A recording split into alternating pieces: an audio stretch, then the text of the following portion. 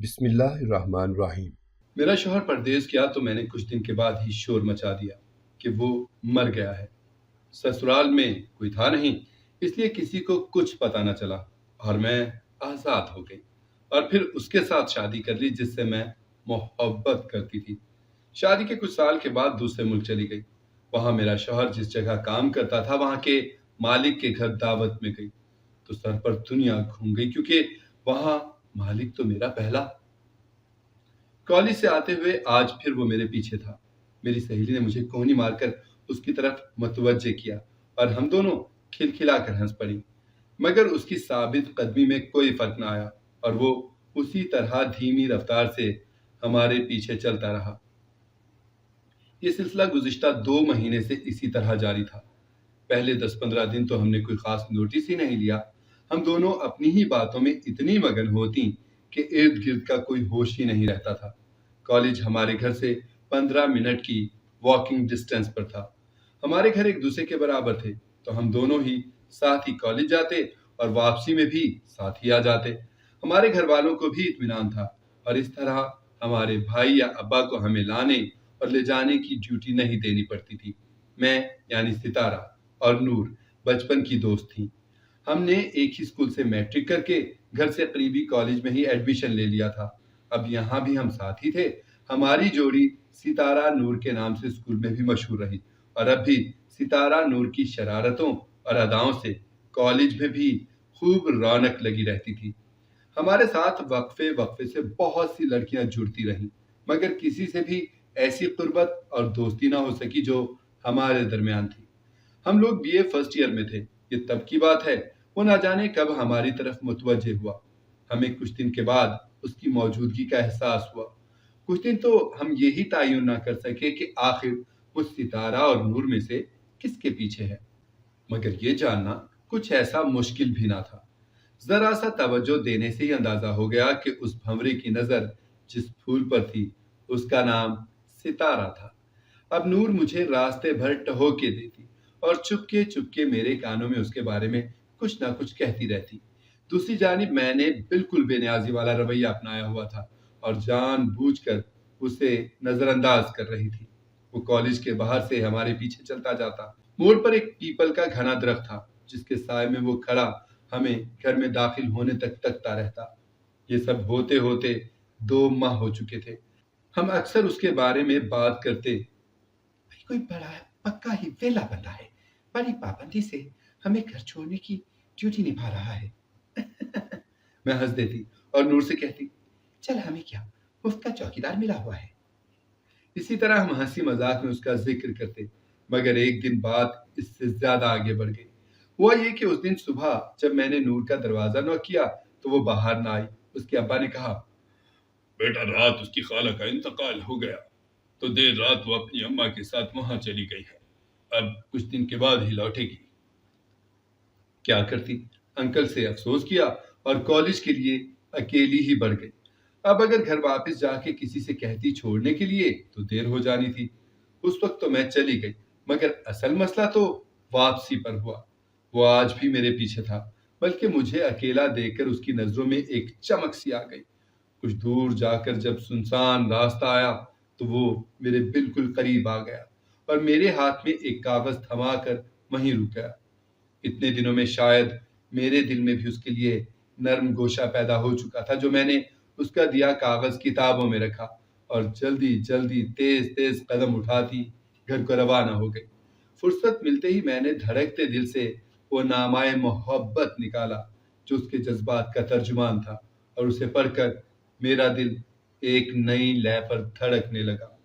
نور 15 دن کے بعد واپس آئی تھی، مگر ان 15 دنوں میں نے محبت کے راستے پر لگتا تھا کہ کئی صدیوں کا سفر طے کر لیا ہو۔ میری تو دنیا ہی بدل چکی تھی۔ نور میری حالت دیکھ کر دنگ تھی اور میں خود محبت کی اس شریدہ سری سے پریشان اور بے حال تھی۔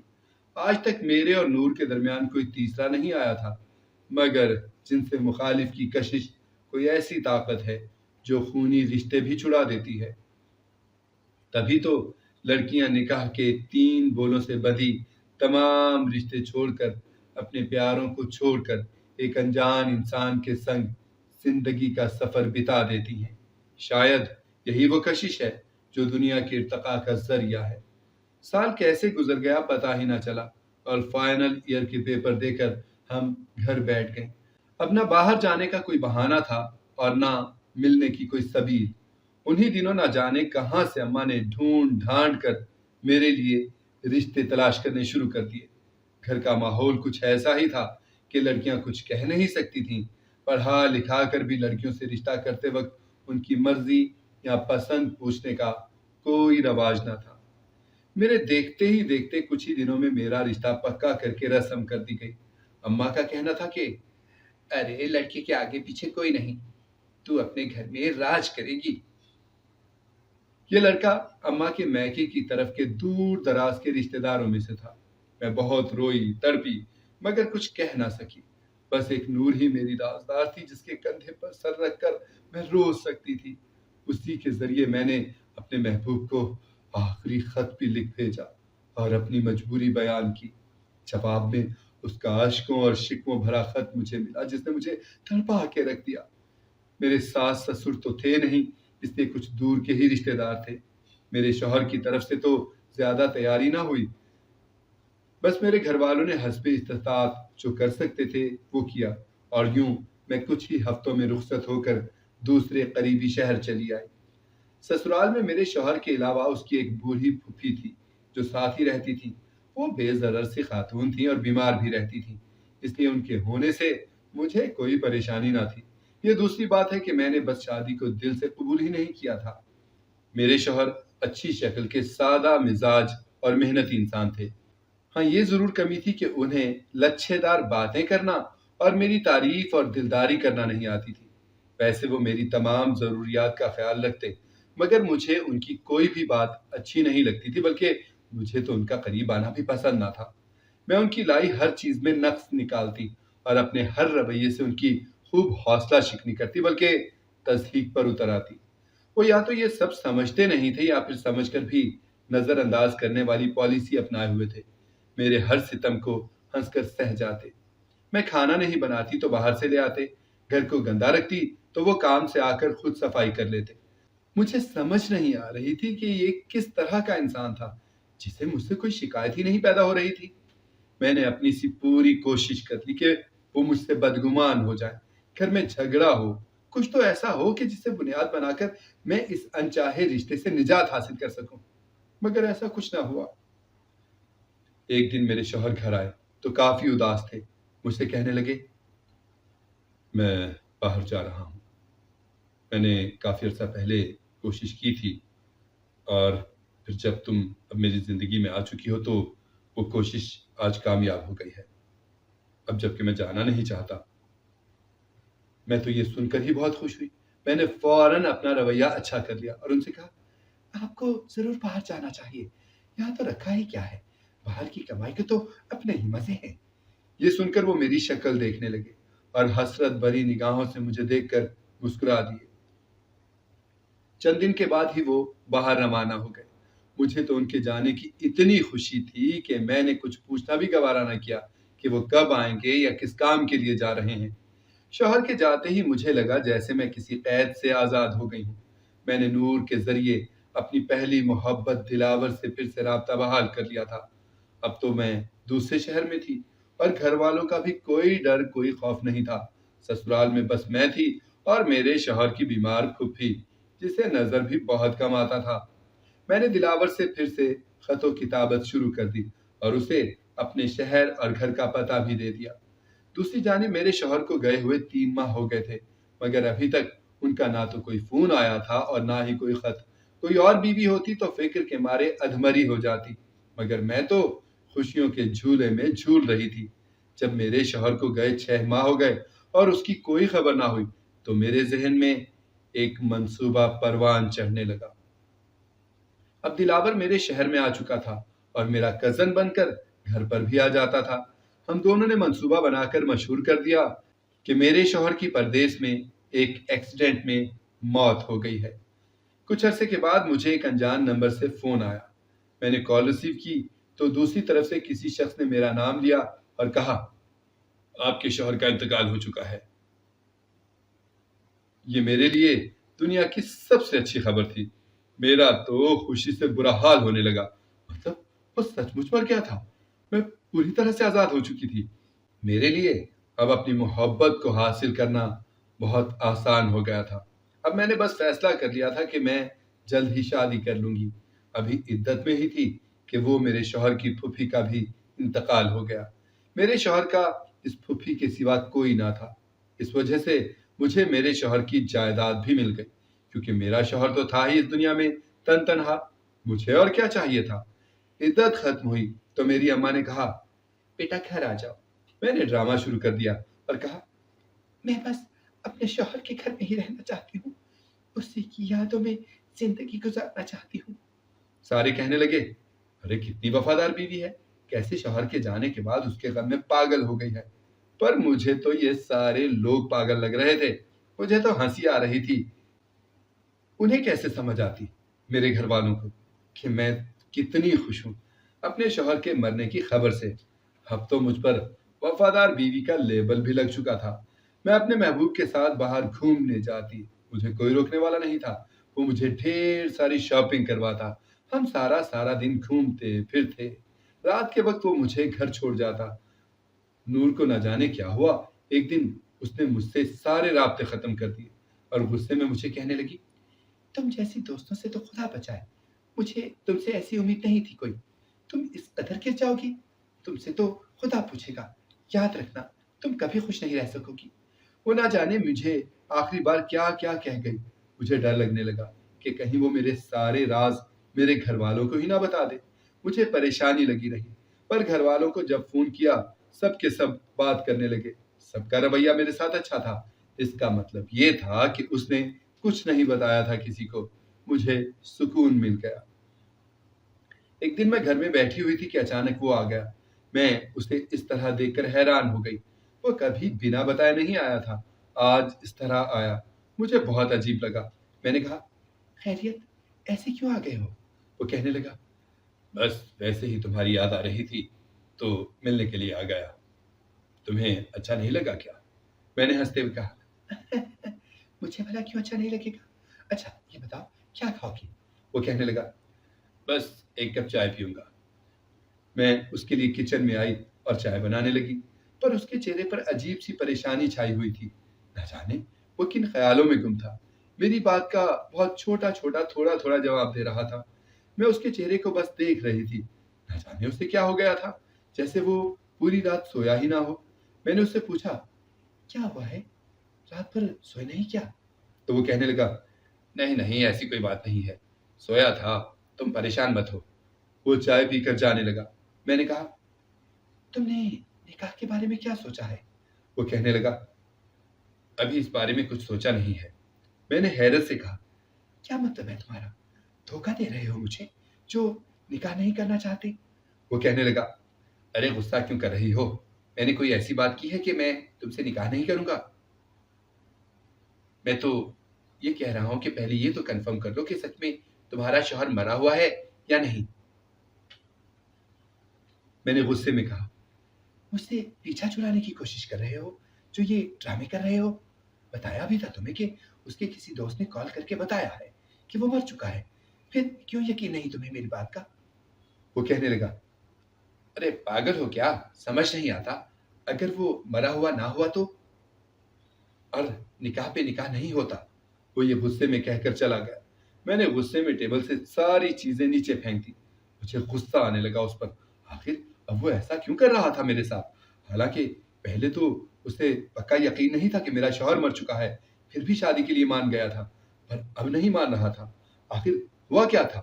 کسی نے اس کے دماغ میں یہ بات ڈال دی تھی۔ اب مجھے صحیح معنوں میں ڈر لگنے لگا تھا۔ اگر اس نے مجھ سے شادی نہ کی تو میں کیسے ساری زندگی اکیلے گزاروں گی؟ مجھے تو کچھ سمجھ نہیں آ رہی تھی۔ سارا دن میرا یہی سوچتے گزر گیا۔ رات کو میں اس کا نمبر ملانے لگی، پر اس کا نمبر مسلسل بزی جا رہا تھا۔ نہ جانے وہ کس کے ساتھ لگا ہوا تھا۔ بے بسی سے میری آنکھوں سے آنسو نکلنے لگے۔ مجھے یوں لگ رہا تھا کہ اب ساری زندگی مجھے اکیلی ہی گزارنی پڑے گی، کوئی میرے ساتھ نہیں ہوگا۔ اس وقت نہ جانے کیوں میرے دل میں اپنے شوہر کا خیال آیا۔ وہ ہر لمحہ میرے ساتھ ہوتا تھا، مجھے تحفظ فراہم کرتا تھا، مگر اب وہ نہیں تھا، کوئی بھی نہیں تھا میرے ساتھ، میں اکیلی تھی۔ میں اسی پریشانی میں مبتلا تھی کہ اچانک دروازے پر دستک ہوئی۔ میرا دل گھبرانے لگا، اس وقت کون ہو سکتا ہے بھلا؟ ڈرتی ڈرتی کمرے میں چلی گئی، پر دروازے پر مسلسل دستک ہو رہی تھی۔ اچانک موبائل بج اٹھا، میں نے موبائل کی طرف دیکھا، اس کا نمبر اسکرین پر جگمگا رہا تھا۔ میں نے جلدی سے اٹھا کر ڈرتے ہوئے کال ریسیو کی۔ وہ مجھے کہنے لگا، ارے کب سے دروازے پہ کھڑا ہوں، کھولو جلدی کرو۔ میری جان میں جان آئی اور میں دروازہ کھولنے گئی۔ وہ سامنے کھڑا تھا، اس کے ہاتھ میں کچھ شاپرز تھے۔ وہ اندر آیا، میں نے حیرت سے پوچھا، یہ سب کیا ہے؟ وہ کہنے لگا، کل تمہارے ساتھ نکاح کرنا ہے، تیاری کر رہا تھا۔ اس کی بات سن کر میں منہ کھولے اسے دیکھنے لگی۔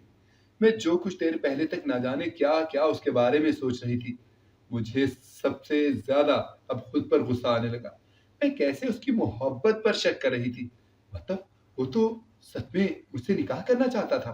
میں خوش ہو گئی بہت زیادہ۔ وہ دیر رات تک بیٹھا رہا، اس سے باتیں کرتا رہا، پر اس کا رویہ آج بہت عجیب تھا۔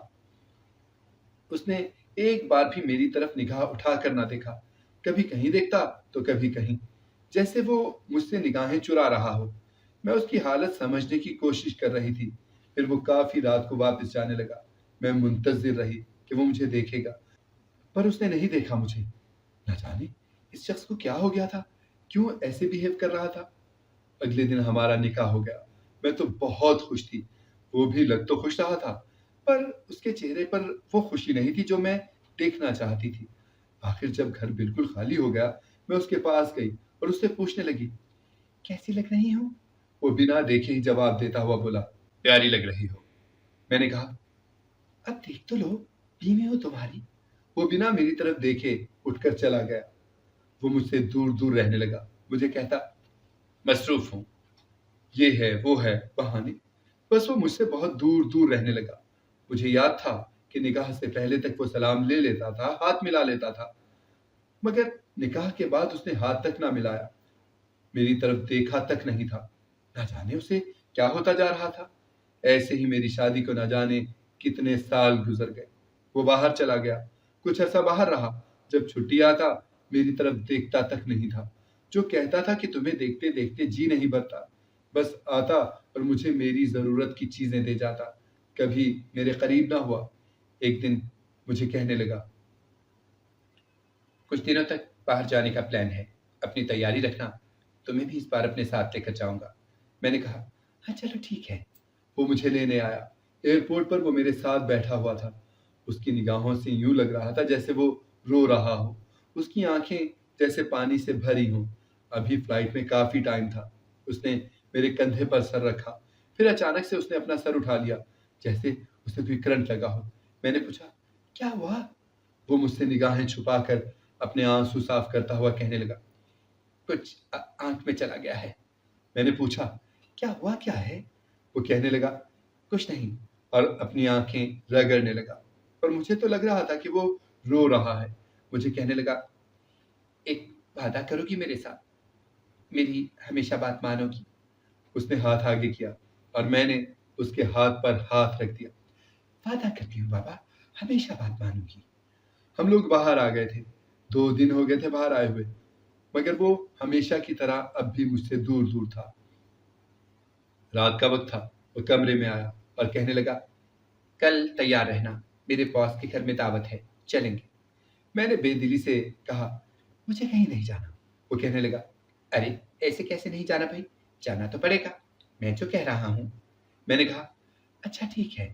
اگلے دن میں اس کے آنے سے پہلے اچھے سے تیار ہوئی۔ جب وہ آیا بنا مجھے دیکھے بولا، چلیں؟ میں نے کہا، ہاں چلیں۔ میں اس کے ساتھ چل پڑی۔ جب اس کے باس کے گھر میں داخل ہوئے، گھر کافی بڑا تھا، عالیشان، خوبصورت تھا۔ میں تو گھر کو ہی دیکھتی رہ گئی۔ میں اپنے شوہر کا ہاتھ پکڑنے لگی پر اس نے ہاتھ چھڑا لیا۔ مجھے حیرت کا جھٹکا گھر میں داخل ہوتے ہی لگا۔ پہلے ہمیں نوکروں نے کمرے میں بٹھایا اور کہا، سر آ رہے ہیں۔ میں بیٹھی ہوئی اس سے باتیں کر رہی تھی، وہ اپنی سوچوں میں گم تھا۔ اچانک جیسے گھر کا مالک کمرے میں داخل ہوا، میں اسے دیکھتے ہی ایک دم سے اٹھ کھڑی ہوئی۔ میرا تو سر ہی گھوم گیا۔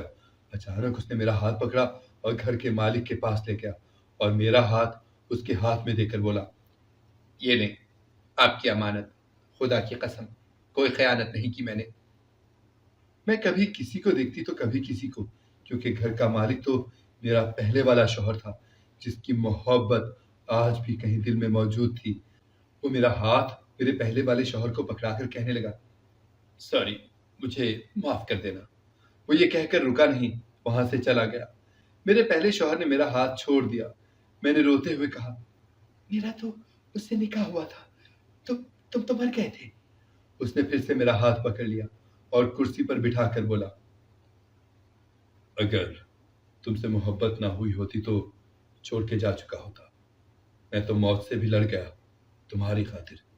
جانتی ہو، مجھے پتا تھا کہ تم اس سے محبت کرتی ہو، اور میں نے اس سے بھیک مانگی تھی محبت کی۔ جانتی ہو، جب میں یہاں آ گیا تھا تو سب کو یہی لگا تھا کہ میں بھی مر گیا ہوں، اور میں تو خوش قسمتی سے اس حادثے میں بچ گیا تھا۔ میں پہلے سے اس لڑکے کو جانتا تھا۔ اس نے تم سے جھوٹا نکاح کیا تھا تاکہ تم کچھ کر نہ لو اپنے ساتھ۔ تمہارا خیال رکھا۔ اس نے وعدہ کیا تھا کہ امانت میں خیانت نہیں کرے گا۔ اب تم فیصلہ کرو گی کہ اس کے ساتھ رہنا ہے یا میرے ساتھ، کیونکہ بیوی تم آج بھی میری ہی ہو۔ میں اسے کیا جواب دیتی؟ آج مجھے اپنی دوست کی باتیں سمجھ آ رہی تھی کہ اس نے ایسا کیوں کہا تھا۔ اب میں مزید کیسے گھٹیا بنتی۔ میں رونے لگی، روتے ہوئے اس سے معافیاں مانگنے لگی۔ وہ کہنے لگا، جن سے محبت ہوتی ہے ان کے سامنے ہم بے بس ہوتے ہیں۔ میں نے تمہیں معاف کیا۔ اگر آپ کو ہماری کہانی پسند آئی ہے تو ہمارے چینل کو سبسکرائب کریں، لائک کریں، شیئر کریں اور بیل آئیکن پریس کرنا نہ بھولیے گا تاکہ ہماری ہر آنے والی ویڈیو آپ کو بر وقت مل سکے۔